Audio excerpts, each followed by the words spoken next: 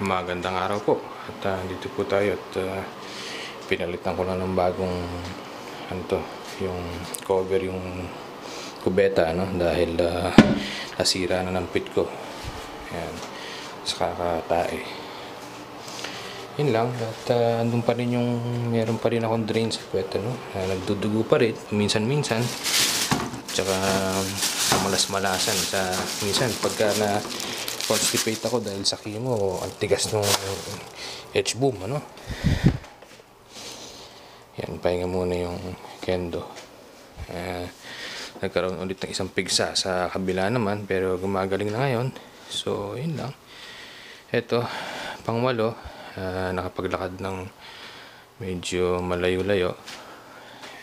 Okay lang naman. Usually, tumatama yung side effects after 2 days, 3 days, yan. Naliligo na ako pamaya-maya. So, yun, kahit walo na, wala pa rin kasiguraduhan kung okay na lahat.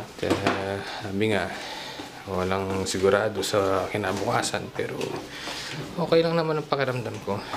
At siguro, kakailanganin pa ng isang maliit na surgery dun sa pit ko sa susunod na mga darating na panahon.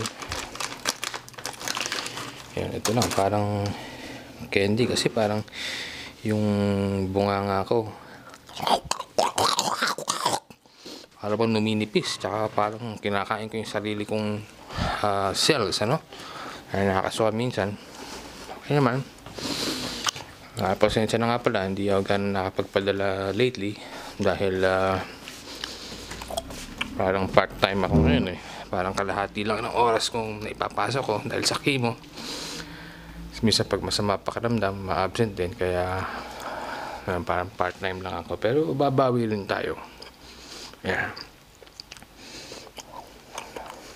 Fake to fake. Okay, hanggang sa susunod po. Kita-kita ulit tayo.